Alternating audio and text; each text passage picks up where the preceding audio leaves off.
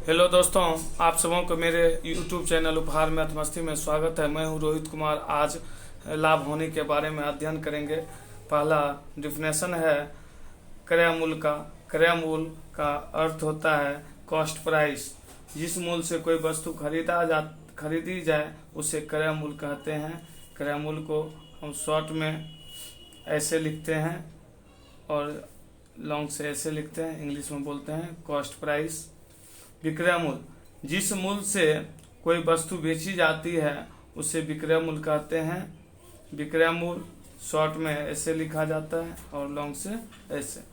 तो क्रय मूल्य बराबर होता है विक्रय मूल्य माइनस लाभ। एक और सूत्र होती है क्रय मूल्य बराबर विक्रय मूल्य प्लस हानि। और सूत्र तीसरा होती है क्रय मूल्य बराबर विक्रय मूल्य गुना 100/100 प्लस लाभ प्रतिशत। और चौथा नंबर सूत्र होती है क्रय मूल्य बराबर विक्रय मूल्य गुना 100/100 माइनस हानि प्रतिशत।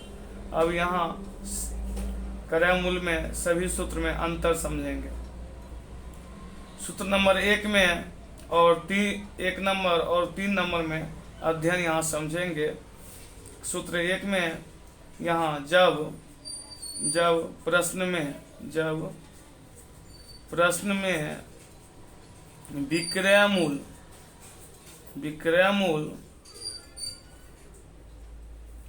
मूल्य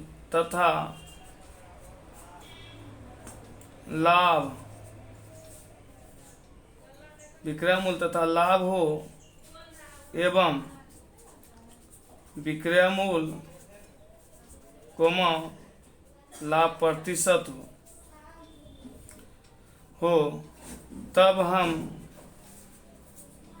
क्रय मूल्य का सूत्र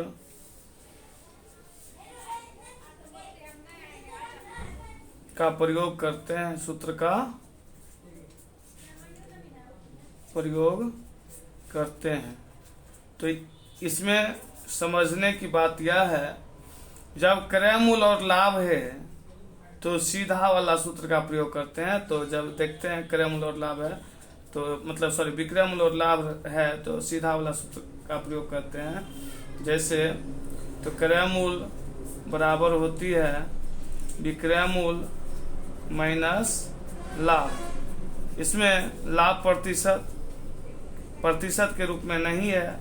जब लाभ प्रतिशत के रूप में रहता है तो लाभ प्रतिशत और विक्रय मूल्य रहती है तो क्रय मूल्य बटे वाला सूत्र का प्रयोग करते हैं। क्रय मूल्य बराबर तब हो जाती है विक्रय मूल्य गुना 100/100 प्लस लाभ प्रतिशत। इस दोनों सूत्र में अंतर यह है, यहाँ यह लाभ प्रतिशत है। लाभ प्रतिशत का मतलब बटे के रूप में, और लाभ प्रतिशत नहीं है तो सीधा हुआ। तो इसका मतलब सीधा वाला प्रश्न में जैसे जब विक्रय मूल्य और लाभ रहे तो क्रय मूल्य का सूत्र सीधा वाला लगाएंगे। जब विक्रय मूल्य और लाभ प्रतिशत रहे तो बटे वाला क्रय मूल्य का सूत्र लगाएंगे। अब जो है सूत्र संख्या 2 और 4 के बारे में क्रय मूल्य जो निकालने के लिए कहते हैं। जब विक्रय मूल्य हानि रहे तो ये सीधा वाला सूत्र लगाते हैं क्रय मूल्य बराबर। तब क्रय मूल्य बराबर होती है विक्रय मूल्य प्लस हानि। तो ये सूत्र का प्रयोग करते हैं। जब विक्रय मूल्य हानि प्रतिशत होती है तब हम बटे वाला सूत्र का प्रयोग करते हैं। क्रय मूल्य बराबर तब होती है विक्रय मूल्य गुना 100/100 माइनस हानि प्रतिशत। यहाँ समझने वाली बात यह है, जब प्रश्न में विक्रय मूल्य और लाभ रहे तो सीधा वाला सूत्र क्रय मूल्य का लगाएंगे, और विक्रय मूल्य और लाभ प्रतिशत रहे तो बटे वाला सूत्र लगाएंगे। जब विक्रय मूल्य और हानि रहे तो सीधा वाला सूत्र का लगाएंगे। तो क्रय मूल्य बराबर विक्रय मूल्य प्लस हानि। जब विक्रय मूल्य और हानि प्रतिशत रहे प्रश्न में तो बटे वाला सूत्र लगाएंगे। अब जो है सवाल ये 4 सूत्र क्रय मूल्य का था। अब आगे बढ़ रहे हैं। सबसे पहले ये समझना होगा तो लाभ कब होती है वस्तु को, जब मतलब लाभ जब क्रय मूल्य कम तथा विक्रय मूल्य अधिक होता है तब लाभ होता है।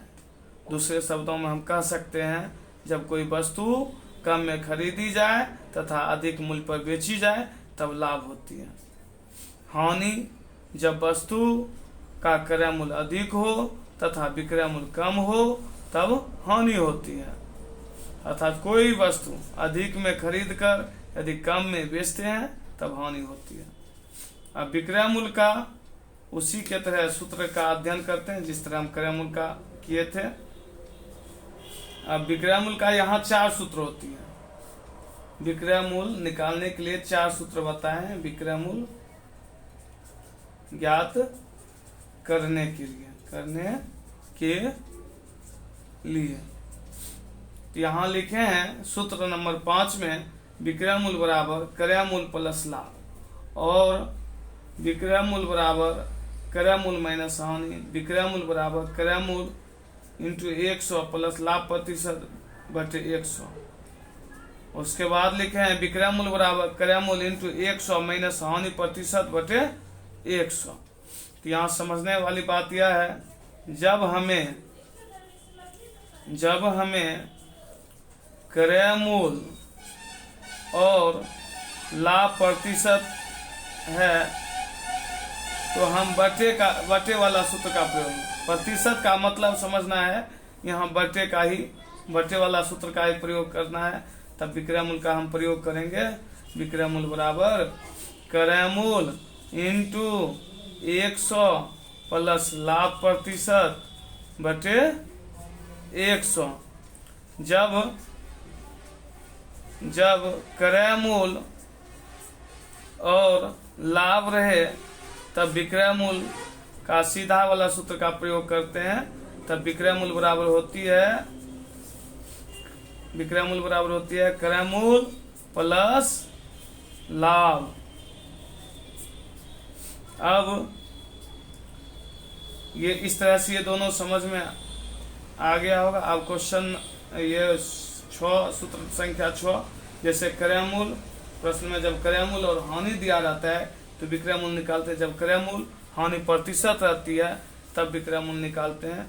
जब क्रय मूल्य यहाँ दिया हुआ है क्रय मूल्य और हानि, क्वेश्चन में समझना है जब हानि है और क्रय मूल्य है तो इसमें क्रय मूल्य का उल्टा भी विक्रय मूल्य होता है। तो क्रय मूल्य बराबर हो जाएगी यहाँ लिखेंगे विक्रय मूल्य बराबर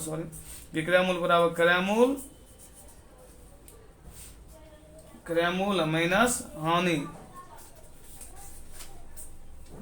यदि हानि प्रतिशत रहे, जैसे क्रय मूल्य रहे और हानि प्रतिशत रहे, फिर हम विक्रय मूल्य निकालने के लिए बटे वाला सूत्र का प्रयोग करते हैं। विक्रय मूल्य बराबर तब सूत्र होगी क्रय मूल्य इंटू 100 माइनस हानि प्रतिशत बटे 100। इस दोनों में अंतर यह हुआ, यहाँ क्रय मूल्य सीधा है, क्रय मूल्य और हानि सीधा है और क्रय मूल्य यहाँ हानि प्रतिशत लगा हुआ है। तो विक्रय मूल्य का सूत्र का प्रयोग तब बदल जाता है। तब विक्रय मूल्य बराबर इसमें देखते हैं तो विक्रय मूल्य बराबर होता है क्रय मूल्य माइनस हानि और इस सूत्र में विक्रय मूल्य बराबर क्रय मूल्य इंटू 100 माइनस हानि प्रतिशत बाय 100। अब सूत्र संख्या 9 के बारे में अध्ययन करेंगे। लाभ, जब सीधा लाभ के बारे में पूछा जाए तब हम उस समय विक्रय मूल्य तथा क्रय मूल्य दिया रहता है। तो इस विक्रय मूल्य और क्रय मूल्य से लाभ भी निकलता है और लाभ प्रतिशत भी निकलता है।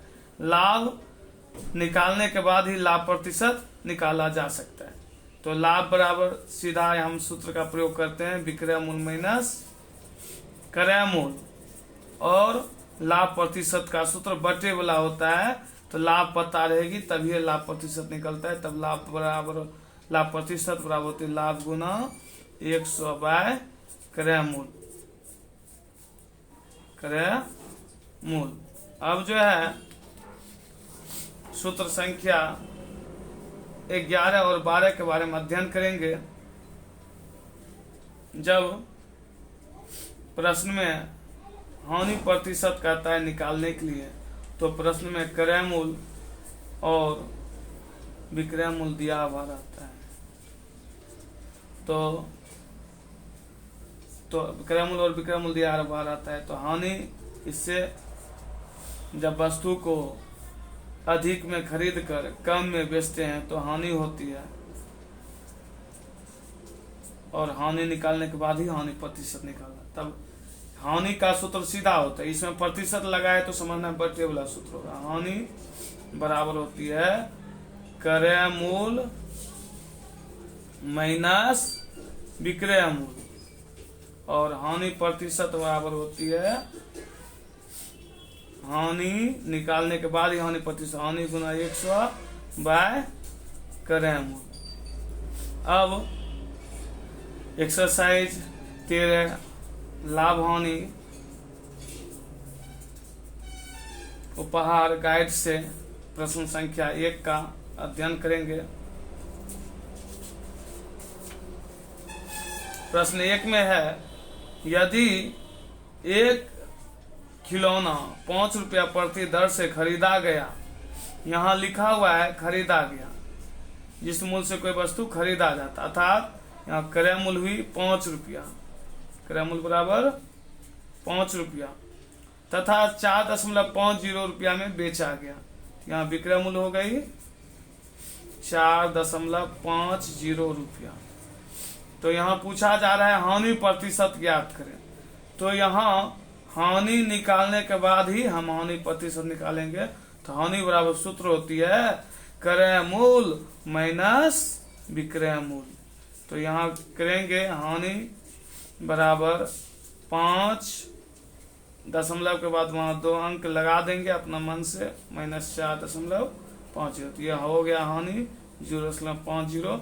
अब हानि प्रतिशत बराबर सूत्र लगाएंगे हानि गुना 100 बाय क्रय मूल। तो यहाँ हानि होती है हानि बराबर 0.50 गुना 100, और क्रय मूल दिया हुआ है 5। अब दशमलव उड़ाए तो इसके लिए 100, तो 100 से 100 कट जाता है, 5 से काटे 10 भाग, इसका आंसर हो गई 10%। अब क्वेश्चन नंबर 2 में है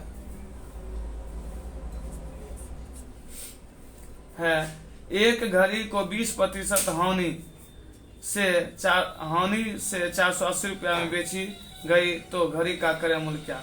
देखिए यहाँ 20% की हानि, तो वहाँ हानि के आजू बाजू लगा हुआ है कि 20% की हानि हो रही है, प्रतिशत के रूप में दी हुई है, और विक्रय मूल्य यहाँ दी हुई है कि 480 रुपया। तो यहाँ क्वेश्चन में समझना है कि विक्रय मूल्य का उल्टा होता है क्रय मूल्य। यहाँ क्रय मूल्य का ही सूत्र का प्रयोग होगा, जिसमें कि विक्रय मूल्य और हानि प्रतिशत रहे, तो उसका सूत्र का हम लिखेंगे क्रय मूल्य बराबर विक्रय मूल्य गुना 100 बाय 100 माइनस हानि प्रतिशत। तो अब यहाँ लिखेंगे विक्रय मूल्य अर्थात 480 गुना 100 बटे 100 में से यहाँ घटाएंगे 20, अर्थात ये हो जाएगी 480 गुना 100 बाय 80, तो ये हो जाएगा 6, इसका रिजल्ट हो जाएगी 600। तो इस तरह क्रय मूल्य निकल गया क्वेश्चन नंबर 2 में। अब क्वेश्चन नंबर 3 की ओर अध्ययन करते हैं। क्वेश्चन नंबर 3 का है,